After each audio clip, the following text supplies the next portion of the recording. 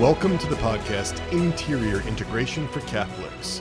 Interior Integration for Catholics brings you in each episode the best psychological information essential for your human formation, knowledge that is fundamental in shoring up the natural foundation for your spiritual life. In this podcast, we confront the tough questions we Catholics have in our day-to-day lives. We confront head-on our struggles in the natural realm, the psychological difficulties that keep us from fully loving our Lord and Our Lady in a deep, personal, intimate way. And we deal with these difficult, demanding issues for one primary reason. That is to free you to love God our Father, Jesus our brother, the Holy Spirit, and our Mother Mary more and more over time. This podcast helps you focus inward on your interior integration to help you bring together the different parts of yourself into unity and harmony with God. Together, we're on a journey towards deep transformation in our mindsets, our heart sets, and our body sets, our radical transformation at the core of our being so that our souls one day can enter into contemplative union with God. I'm clinical psychologist Peter Malinowski, and I am here with you to be your host and guide. This podcast is part of Souls and Hearts, our online outreach at soulsandhearts.com, which is all about shoring up the natural foundation for the Catholic spiritual life, all about overcoming psychological obstacles to being loved and to loving God and neighbor. This is episode 54. It's released on February 8th, 2021, and it's the sixth episode in our series on sexuality. It's the fourth one on masturbation, and it's titled Masturbation Recovery Stories. We're following up on our last three episodes, numbers 51, 52, and 53, which have all been about masturbation, the top 10 reasons why Catholic men masturbate, the 10 common mistakes that men make as they try to recover from masturbation and live chaste lives, and the 20 remedies for those 10 common mistakes. We're getting into the answers for Catholics who experience masturbation as a dead end, as a failed promise, as an inadequate answer for their deepest needs and desires. So today, we're pulling all that conceptual information together, and we're going to do three things. First, we'll briefly review the 10 common mistakes men make. We talked about those in episode 51. We'll review the 20 remedies for those mistakes that we went through in episodes 52 and 53. Then we'll discuss how to make an individualized recovery plan from masturbation. That includes some general overarching principles. And then third, we'll pull together all that information into the stories of Richard and Louis, who we introduced in episode 51. We're going to review their histories, look at the mistakes they made in trying to free themselves from masturbation, discuss how they made individualized plans for recovery, and how they ultimately broke free from that trap. Okay, so let's start. We're just going to go through these quick 10 common mistakes that Catholics make in breaking free from masturbation. We covered these in episode 51, but first, considering masturbation as the primary problem. We got to go deeper. We got to understand that that's a symptom and we need to get to the root causes. Number two, pursuing compartmentalization or fragmentation instead of interior integration. We don't want to just shunt this off as just some sort of isolated problem. We want to understand it in the context of the whole of our being. Third mistake, going it alone. Fourth mistake, using only spiritual means and neglecting the natural means. Mistake number 5, having a power spirituality or a macho spirituality. Number 6, having a passive spirituality. Number 7, having the wrong motivations, the wrong why for the change. Number 8, shaming the selves for failures. Number 9, the all or nothing trap. And number 10, failing to see the struggle with masturbation as a gift. We're not saying that masturbation is a gift. We're saying that the struggle, there's something God wants us to learn from that struggle. And there would be some work that we wouldn't do if it just magically went away. So those are the 10 common mistakes. We're going to briefly review the 20 remedies. I'm just going to run through the list. You want to find out more about these, you got to listen to episodes 52 and 53. First one. Commit to finding the real reason for the masturbation, the underlying reason with God's help. Second, bring God or Mary or a saint or your guardian angel into that search for the underlying causes. 3, committing to interior integration, that is an interior acceptance of all your parts, all your desires, all your impulses, all your thoughts, all your memories as real, as part of reality, instead of denying them, suppressing them, repressing them, or somehow pretending that they don't exist. Number 4, Find a confidant with whom you can check in daily. And I mean daily. That means every day, not just regularly, but daily. Number 5, get to confession. Address the spiritual dimensions of this. Talk about it with a spiritual director or confessor. Number 6, working towards an intimate relationship with God. Number 7, having time with friends and being deliberate about that. Friends that help pull you up to a higher level. Number 8, seeking out a therapist, especially a Catholic therapist. Ideal if that therapist has some understanding of parts. Number 9, Sexaholics Anonymous or other groups. Number 10, online groups like the Resilient Catholic Community.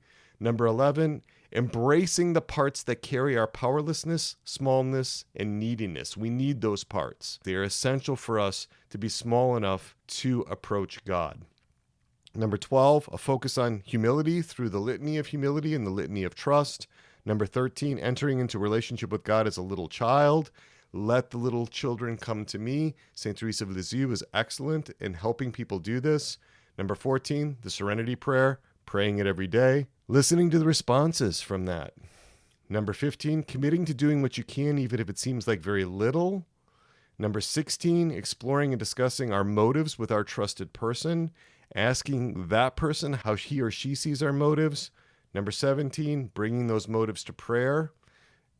Number 18, working with our internal critic and trying to understand why that critic might be shaming us or might be so harsh with us. Number 19, perseverance. And number 20, the big one, seeking to see how the struggle with masturbation is a gift. Okay, so that can all sound overwhelming. It's like, Dr. Peter, what are we going to do? I mean, it's just so much there. How do we set up an individualized plan for ourselves? Again, I can't lay out a plan for you because we're not in an individual relationship, and this is a podcast that goes out to a general audience. But there are some overarching principles that I'm going to offer to you to help you do this with your trusted person. So the first overarching principle is to work out your plan with someone you trust, someone you sense is competent to help you. That's the first thing, not to go it alone, right? Otherwise, you're repeating mistake number 3, which is to go it alone. We don't want that. I want you to talk it out with that person at length, the whys and the wherefores of each component you're considering building into your plan. So that's the first overarching principle, working out your plan with someone you trust. Second overarching principle is to write down your plan. It becomes so much clearer when you write it down. Write it down. That's really important. Third overarching principle, to take what is helpful for you and keep it in your plan and discard things that are not helpful to you. You're going to need to be flexible with this. There's going to be some trial and error as you try on different components of this plan to see what helps you over time. The fourth overarching principle is to build up your plan over time. This may take some time, so we're going to see what happens over time, the general trajectory that you're on over time. Once you consolidate a part of your plan, you can add another part, but we don't want it to become overly burdensome. Fifth overarching principle, adherence to the plan is your target, right? We want to adhere to the plan. That's much more certain than just having periods of abstinence from masturbation. We want to stay working with a plan because there can be periods of abstinence from masturbation. You might not understand why they come. It just might have been a real low stress period, something like that. The greater security is in adherence to that plan. So we are going to get into some stories of how two fictional characters recovered from masturbation. Before I do that, though, I just want to review some things about how I understand the multiplicity of the human person. I'm drawing heavily from Internal Family Systems by Richard Schwartz. Internal Family Systems believes that we have a self and we have parts. And the self is defined in IFS as the seat of consciousness. And the self governs us, at least ideally. And the self is this active inner leader. And when the self is in charge, it can accept and love the parts, and it can help the parts heal. However, the self can be overwhelmed by parts of us. The self is really associated with the intellect and the will. Those are the faculties to which the self is oriented, right? The parts, though, are these separate, seemingly independent little personalities within us, each with its own range of emotion, its style of expression, its abilities, its desires, and its views of the world. You might think of these parts as modes of operating. Phenomenologically, they can seem fairly separate, but they don't have a separate intellect and will. They can get forced into extreme roles because of attachment injuries, relational traumas, and there's three roles that parts can be in. The first is that parts can be exiles. Now, these exiles were exploited, rejected, they were abandoned in external relationships. They want care, love, they want to be rescued, they want to be redeemed. They carry burdens. These burdens could be shame, anger, pain, loss, grief, sadness, loneliness. There can be all kinds of things that are held by these parts so that they don't overwhelm the system. When these exiles break out, they threaten the whole stability of the system and they activate protectors. Managers are the strategic protectors that work to control the environment, and they are proactive. They're focused on keeping things calm, keeping things running, keeping things working. Firefighters, though, they come out when exiles are overwhelming the person or threatening to overwhelm the person with the intensity of their experience. And so these firefighters stifle, anesthetize, and distract from the intensity of the feelings of the exiles. And firefighters don't have any concern for consequences. They can binge eat, they can use drugs and alcohol, they can get into sexual risk-taking. There's all kinds of things that firefighters do because they are desperately focused on just the present moment and calming the system down so that it doesn't spin out of control. Parts can take over a person, like in the movie Inside Out, when the little red figure, anger, took over the control panel. It's kind of like that when a part takes over the self. All right, so let's get into these stories. Now, I do want to say that, again, these are fictional. These are composites. These aren't actual people, but they are also realistic. We're going to simplify them a bit and discuss 3 parts in each of these characters. Usually there are somewhere between 10 and 20 parts. In certain cases, you can get up to 30 parts. But we're going to start with Richard. Now, some of you may remember from episode 51 when we just briefly introduced Richard. I'm going to go into much more detail today. Richard's 48 years old. He grew up nominally Catholic. He came from a troubled home. His mother was really stressed after he was born. Richard was the oldest, the first child. Mom was not really able to engage with him consistently, had some postpartum depression. Mom had just a lot of difficulties herself. She wasn't well regulated to begin with. She was unprepared for the demands of motherhood. And Mom had parts that both resented her husband and her son, Richard, and it also resented the loss of her career. Richard's parents divorced when he was in his teenage years. This was extremely difficult for him, a real loss. Nobody really understood the pain that he was going through. And in fact, this is when his system became more fragmented. He didn't really understand a lot of what was going on inside of him. So he started to masturbate. He also started to look at pornography. It was a way for him to connect with other guys in high school on the basketball team. He dated a lot of girls that were brunettes with brown eyes, very similar to his mother. And the type of pornography that he was attracted to were women in their mid to late 30s, a little heavier than the typical models.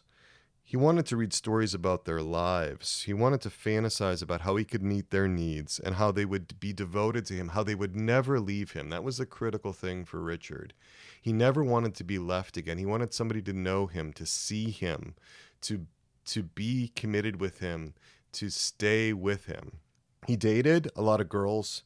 Again, most of them brunettes with dark eyes, had lots of sexual relationships in late high school, college, and eventually settled down with and married a woman named Linda, a very pretty woman, but she had a lot of dependency issues. The big attractive feature that Richard was only vaguely aware of was just how committed and crazy she was about him and how convinced he was that she would never leave him because he did not want a repetition of abandonment. That was really, really important to him. They've been married 22 years. They have 4 kids. Richard goes to Mass regularly. He wants to raise his kids right, but he struggled with porn and masturbation for more than 30 years. All right, so that's sort of a summary of his history, but let's go deeper. Let's get into his parts. Richard, when he began his recovery from masturbation, wasn't in touch with his parts at all, never thought about it in terms of parts and so forth. So we're just going to take this dive in with the understanding that Richard wasn't aware of it in this way until he had done some of his own work. So the first part was a manager that he referred to as churchman. Now, this manager had a strong moral compass who constantly evaluated Richard's behavior and was very critical. And the reason for the name Churchman was that this is sort of a takeoff from the Saturday Night Live church lady from the late 80s. Richard was old enough to remember that particular character. And Churchman, this part of him, this manager, had a really negative God image, a demanding drill sergeant God image who was never satisfied with Richard. This part was afraid of God. This part was afraid of the demands for perfection that it felt God was placing on Richard. So Churchman really pushed Richard hard to be good enough to earn God's love. The prayer from this part was mostly rote. It was duty-based. There was not much of a relational connection with God. The assumption was that once Richard does enough, God might heal him from his sinful ways out of a sense of judgment, because God would then owe him the healing because Richard was able to earn it. That was the assumption of Churchman. So Churchman really just wants God not to harm Richard and to be satisfied with the heroic efforts that it's trying to make. Churchman sees Richard's other parts as undermining the self-improvement efforts and placing Richard at risk of God's permanent rejection and disgust. The fear that Churchman has is that if Richard doesn't keep trying and growing, God will reject him permanently. And his good intention, Churchman's good intention, is to motivate Richard to adhere exactly to the rules of the Catholic faith and to become worthy of God's acceptance. So one of the things that Churchman is absolutely insistent on is that there be no affairs and no connections to other women so as not to repeat what Mom did, because he doesn't want that to hurt anybody else. Churchman's got some great qualities. He makes very few mistakes at work. He's got a lot of control, but he badgers Richard. He cajoles him, uses carrot and stick, can be really hard on Richard, shames him and cuts him down.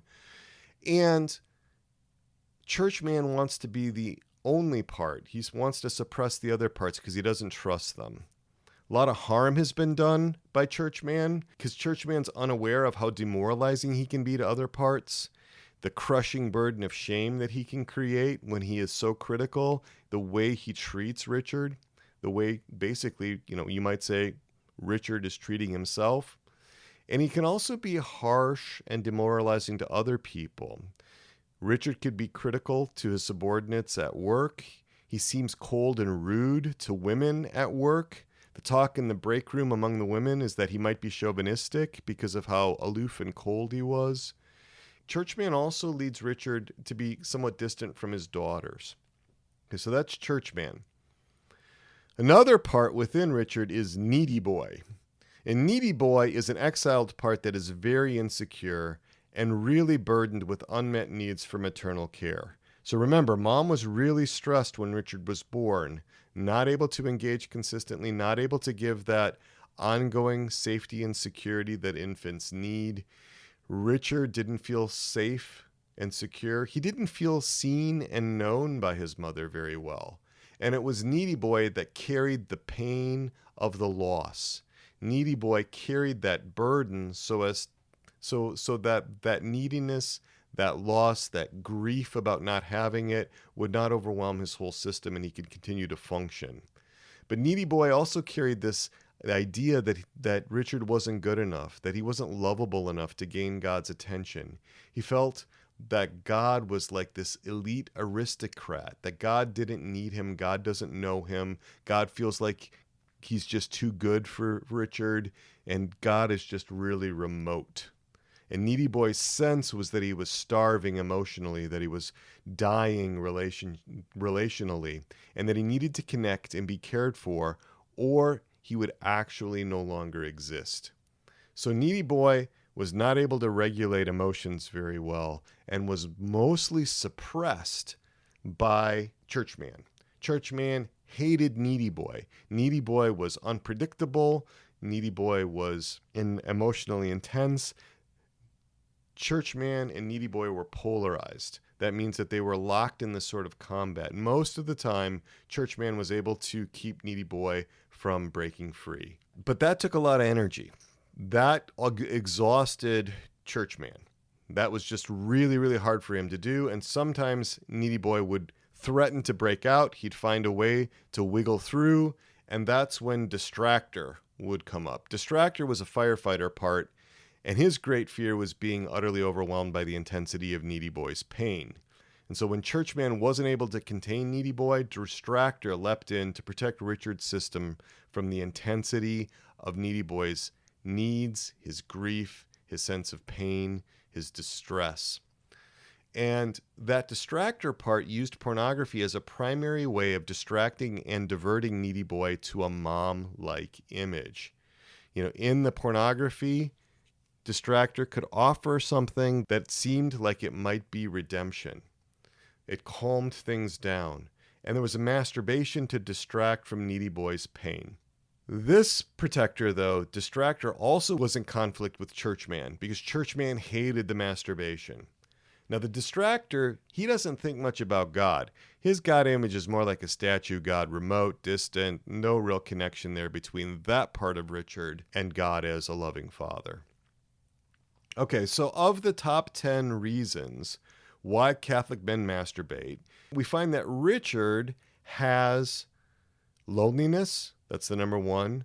Number two, insecurity. And number three, anger at his wife. Remember, his wife was pretty dependent. She was also bitter and disappointed in the marriage. And there was a lot of sort of passive-aggressive expressions of her dissatisfaction with Richard, which contributed also to a sense of shame. It also contributed to Needy Boy's increasing distress because there was less and less hope that his wife would be able to meet his deep unmet needs for maternal care and love, which had been the fantasy that Needy Boy had held when they originally married. All right, so Richard, like I said, has been trying for more than 30 years, to break out of masturbation. He made a number of the top 10 common mistakes. He tried to go it alone. He tried to use only spiritual means. He tried to use a power spirituality, which was all focused on building virtues.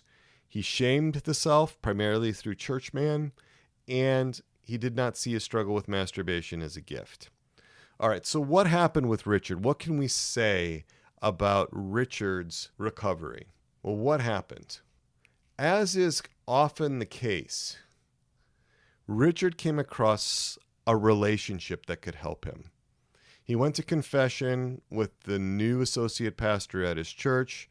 The associate pastor asked him questions in confession that started to get Richard thinking.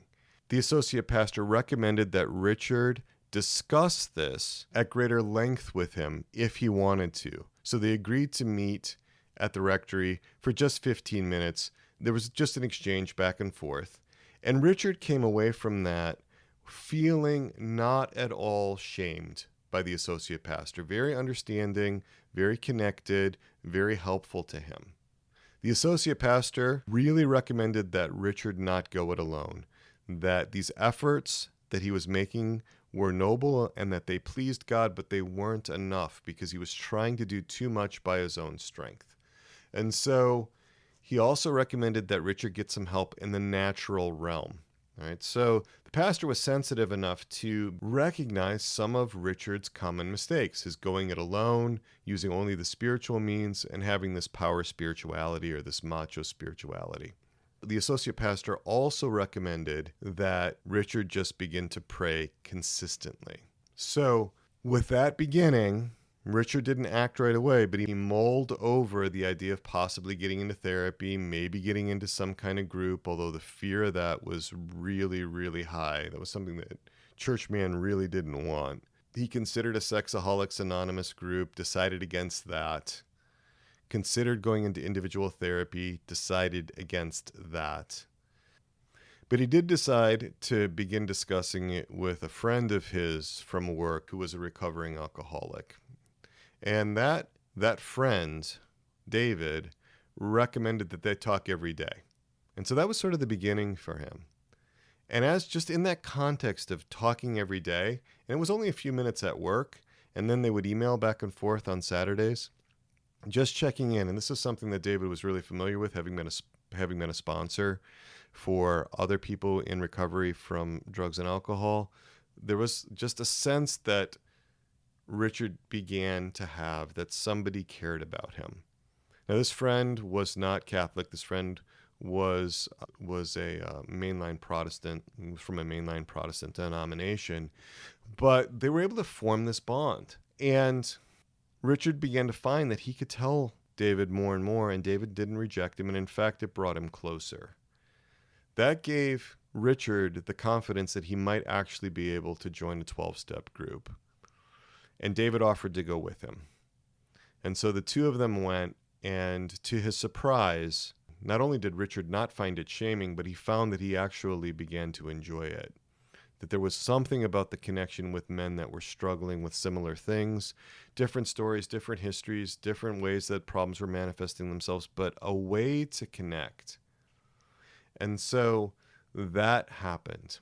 He also committed to going back to confession, and he went for some spiritual counsel to that associate pastor about every 6 weeks or so. And again, there was a relationship developing there.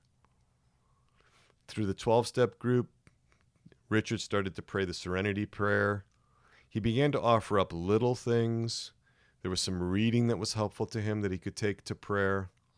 He began to understand that there were things that went back to his childhood, things that were about the fear of being abandoned that started to dawn on him, but it was very, very gradual. He decided to go on a retreat sponsored by a healing ministry that just created spaces for him to enter into this more deeply, and he started to see the pain that his needy boy was carrying. He didn't think about it in terms of parts. That wasn't the way that he really responded, but he was able to recognize that this went a lot deeper than he ever imagined. He began to be less harsh on himself, as he had a sense that God might actually be like David rather than like his father or like his mother. And so that just continued. His prayer began to increase, and it wasn't that he stopped masturbating or using porn. It wasn't like just a, sort of quick transition. It took time. It took a lot of time. He began to focus on humility, began to read some of the writings of St. Faustina, which he really resonated with. He found himself taking on more of a leadership role in his 12-step group. He decided to enter into psychotherapy at that point, recognizing that there were things that he really needed to have happen there. He worked with a therapist who was a depth therapist, but was not particularly parts focused, but they still were able to get to these deep conflicts that he had. He was able to see what was going on there and to make his prayer much more specific and relational about getting those needs met. And he was able to develop a relationship with the Blessed Virgin Mary. That was really, really critical. To be able to enter into an intimate relationship where over time she was able to heal the wounds that he had received from his natural mother. He did some EMDR around those traumatic memories, which was particularly helpful to him. He continued with his 12-step group, continued with confession, continued his relationship with David on a daily basis, continued with his prayer. And over the course of 4 years, was able to achieve sustained abstinence from masturbation. Other things in his life improved as well, including his relationship with Linda.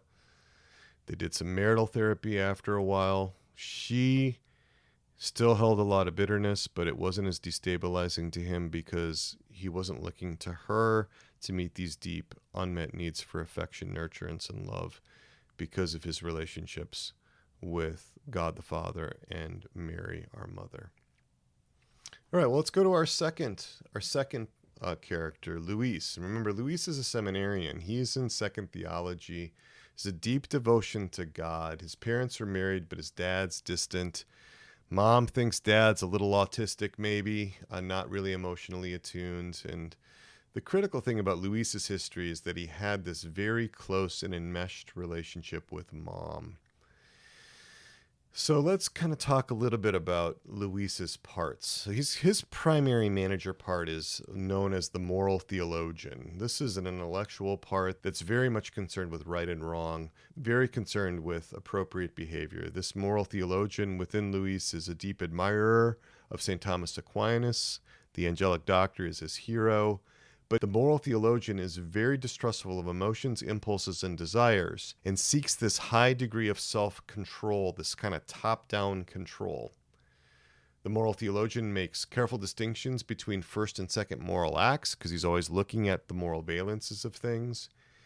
His God image is not one of the types that Bill and Christy Gaultier have discussed in their book, Mistaken Identity, that I discussed in that whole series of God images in episodes 23 to 29.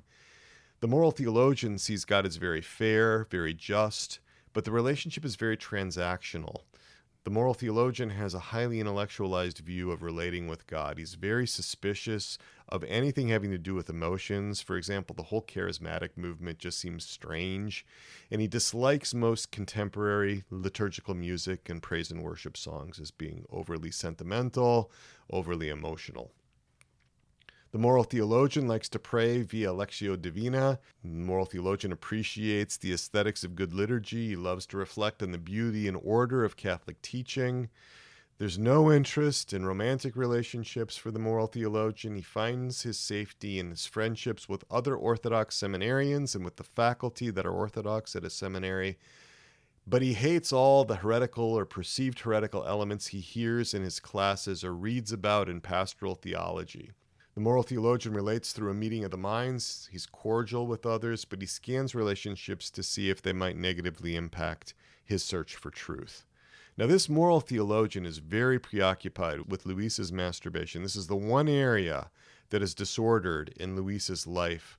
It's the one thing that the moral theologian thinks needs to be straightened out. It's the only area of grave matter that Luis engages in. And it really is offensive to the moral theologian that his self-control is broken repeatedly in this area. So the masturbation is very confusing for Luis's internal moral theologian. It almost seems to the moral theologian like there's some kind of altered state of consciousness that happens.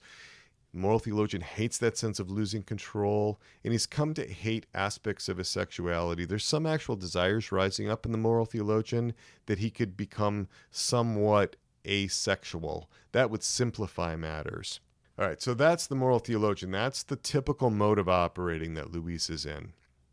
There's another part we're going to talk about called little husband. And little husband is a little boy who carries the burden of deep unmet needs for mom's love and care. This was the part that mom used when there was this emotional incest. Because mom was in this unhappy marriage, she sought to get her relational needs met by Luis. And little husband was the part of Luis that mom's parts exploited in an attempt to feel better about herself and to get her own needs met. So when Luis was a little boy, and as he grew up, his little husband part learned that if he listened to mom's problems, if he reassured mom, if he affirmed mom, if he joined mom in criticizing dad as a poor husband and father, then Luis would get mom's attention and she would show him affection. If little husband felt the same way mom did, if little husband mirrored her, if little husband fused with mom, mom would reward Luis with affirmation. And sometimes she went over the top, covering his face with kisses and hugging him close and weeping and telling him how much he meant to her and how important he was to her and how much she needed him, which is actually kind of frightening to him to see her so regressed. But Luis couldn't break away from mom or risk losing almost all of his emotional connections, given that his father was distant and there were no really other significant emotional relationships in his life when he was growing up. So little husband saw himself as his mother's support, her emotional refuge, her caregiver, her protector in a sense, her, quote, little husband, end quote. And little husband was the part of Luis that felt like he existed to serve his mother's needs. All right, so little husband saw God as needy, right? He sort of projected the image of mom onto God.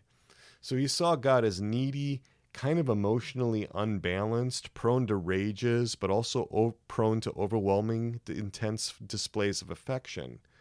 So little husband had this magic genie God image, and we talked about that in the series on God images. Little husband felt like he had to give God whatever he wanted in order to get the affection, even if that meant violations of boundaries and violations of his own dignity. Little husband does not want to is the part of Luis that does not want to displease mom, doesn't want to be unfaithful to her, doesn't want to fail to meet her needs. And this part also recognizes the sacrifices that mom is making by allowing him to go to seminary.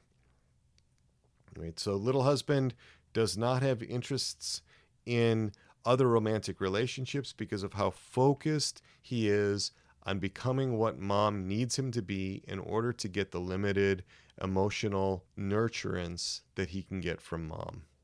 All right, so there's a third part that we're going to discuss in Luis, and that is his gladiator part. This is also an exiled part, but this part is carrying all kinds of rebellion and anger, rage towards mom. It's also rebellious against authority because this part is felt enslaved by other parts within Luis that were subservient to mom. Right, so Gladiator hates mom's invasiveness, hates her intrusiveness. This part actually hates mom and feels like mom has stolen his identity. Now, this part has carried that burden of the anger and rebellion for a long time, but has been extremely threatening to other parts in Luis's system, so is almost always suppressed, repressed, denied, shunted out of conscious awareness, and sort of exiled. So this part is, again, another exile. The moral theologian suppresses him because of the danger that the gladiator represents when the gladiator acts out. Gladiator is willing to take huge risks because he experiences life as just a series of oppressions, and as a slave, he feels that life is hardly worth living. Gladiator has this robber God image that God just takes good things away and just burdens and just dumps on him. But there's also a lot of fear of God, a fear of God especially fusing with him. The self-image for the gladiator, what it thinks about is just getting all the good things that it can get while it can get them, right? So this is the part that actually masturbates. This is the part that when the moral theologian is exhausted, is spent, and it can sort of break into conscious awareness, acts out in various ways against God. So, of the top 10 reasons why Catholic men masturbate, for Luis, it's the loneliness, the lack of relational connection that little husband carries. It's the cry for help that little husband is making. It's the anger at God that the gladiator experiences. And the gladiator is also regulating distance from God. He's very afraid that God is going to fuse with him emotionally, and just like mom did. And so he's actually trying to help Luis by sinning in order to prevent being overwhelmed by God, prevent being totally swept away by God like a tsunami. He's really struggling to make sure that there's a separate identity, that they're not lost in some sort of existential void by being overtaken by God. And so that's when that happens sometimes when Luis is feeling closer to God. The closer the moral theologian feels toward God, the better things seem to be going, the more concerned the gladiator becomes because of his fear of fusion with God, because fusion with God would mean the loss of his separate identity, and that would mean an existential annihilation. It would mean a kind of death. So Luis, in trying to get out of his habit of masturbation, made some common mistakes, right? He made the mistake that masturbation was his primary problem. He made the mistake of compartmentalization, that is sort of fragmenting off the masturbation behaviors as though it's some separate phenomena that just exists on its own and isn't connected to his deeper needs, his deeper his deeper issues. He made mistakes around the why for the change. His motives were centered on some self-perfection that the moral theologian was pursuing rather than in order to become closer to God relationally. He shamed himself. He got into the all or nothing trap, which is something the moral theologian, again, was very sensitive to. And he also did not see the struggle as a gift. So, similar to all seminarians and diocesan seminarians in the U.S., Luis had to undergo a psychological evaluation to check out whether or not he was able to go to seminary. And his psychologist, Dr. Glafoder-Wallerden, he had pointed out some of the issues that were going on within Luis at the time that he made his admission to major seminary. Dr. Glafoder-Wallerden just was able to tell Luis and his formators that yes, there was this really kind of over-controlled hostility that was manifesting on the MMPI and also was evident in the Rorschach. He was able to determine that there were some deep unmet needs for affection, nurturance, and love. There was a lot of conflict around relationships with mother figures that particularly came out in his drawings and also on the Rorschach. And so there were some ways that Luis was clued in because in his diocese, which was an excellent idea, the results of those seminarian evaluations were shared with the candidates. And so he had some ideas there. And Dr. Glafoder-Wallerden had also recommended that he begin individual psychotherapy. Now, he did not, that wasn't mandated by any of his formators or anything like that. So for the first couple years of seminary, Luis didn't follow that recommendation. But as he got closer and closer to his diaconate ordination, this became more and more troubling to his moral theologian that he was still masturbating. This was grave matter. How could he become ordained to the diaconate and still have this problem? Now, some of his formators sort of poo-pooed the masturbation. It's very common. Many people struggle with this. Many priests struggle with this. It's something that is out there. It's part of the culture. It's part of our fallen world, sort of in some ways minimizing it. And this was unacceptable to the moral theologian. The moral theologian was very set on resolving this. But it was going about it by intensifying the efforts that it had done before, which is what parts do. They intensify the efforts they had done before that aren't successful because parts really can't heal other parts. That's one of the precepts of IFS. We really need the self to get involved, right? The seat of consciousness. And that self is also the one that's better able to govern the system. So when you see people that are in high conflict, like what was going on in Luis, like what was going on in Richard, usually there's some occlusion of the self. The self really isn't very present because it's being overwhelmed by the intensity of the parts. Luis was able to get into therapy. Then it was something that his seminary was very open to, something that his diocese was willing to pay for. And so he began working with an IFS therapist, Dr. McMarteet. And Dr. McMarteet was able to work with Luis in a really effective way to unpack and map these parts and other parts that were in Luis's system.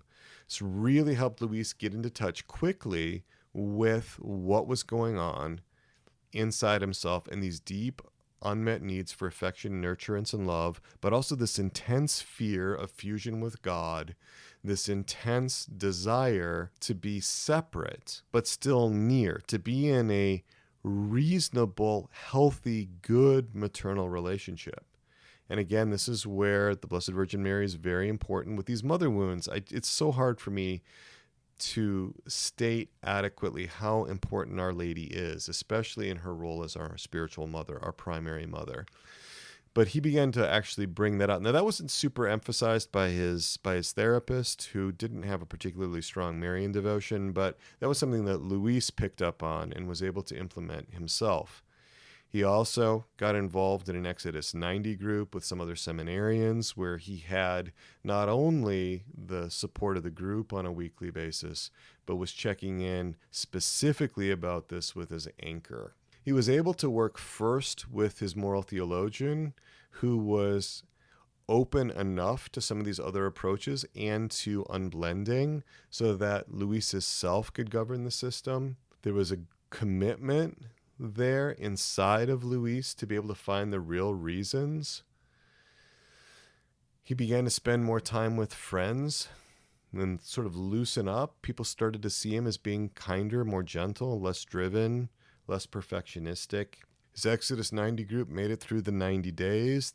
There wasn't some magical healing that happened. It wasn't like Luis just gave up all masturbation in those 90 days, but he made a lot of progress in terms of becoming more established in his spiritual plan of life. He began to give up the emphasis on that power spirituality and virtue building that had been one of the mainstays of the moral theologian, became more open to really relational approaches, had a lot of trouble with St. Teresa of Lisieux, but could resonate with St. Teresa of Avila and some of her ways of connecting, developed actually a relationship in prayer with her. He committed to doing what he could, and sometimes he fell, but he committed to his plan. He stayed with it. He focused on the plan and didn't worry as much about how many days and, since the last masturbation and all of that. That wasn't his focus. It was on really strengthening his relationship with God and really healing on that natural level. His therapist was also really helpful to him in being able to accept him. He could see himself more and more through his therapist's eyes, which were not very judgmental. He had one formator in the seminary that was really supportive of him as well. He decided to take a pastoral year to do some more of this work and to discern for the first time in some ways with enough freedom to be able to not go to seminary. Because part of going to seminary was to make sure that he never dated anyone and that he would always be mom's primary male attachment. That's the little husband part, continuing to play out that role. So you can see there were a lot of elements working on this, and grace was also operating in his life. He continued to spend that hour a day in Eucharistic adoration while he was on that pastoral year, and he began to realize that long periods of time were going by, and that he only masturbated when he was really, really stressed, maybe every 3 months, something like that, every 6 months, and it was becoming less and less appealing. He also did some real work with his XLs in this IFS therapy that helped them to heal, so the desire was dropping, and it eventually became an empty symptom that he was able to give up. Okay, so if this is interesting to you, if these stories are interesting to you, I'm going to invite you to learn more about how parts have God images and how that all works. You can mark your calendars, February 19th, 2021 from 10 a.m. to 1:15 Eastern Time. I've been invited to do a live webinar for the Catholic Psychotherapy Association entitled Why Do I Avoid God? An internal family systems informed approach to parts' negative God images. And here we get into how different parts see God.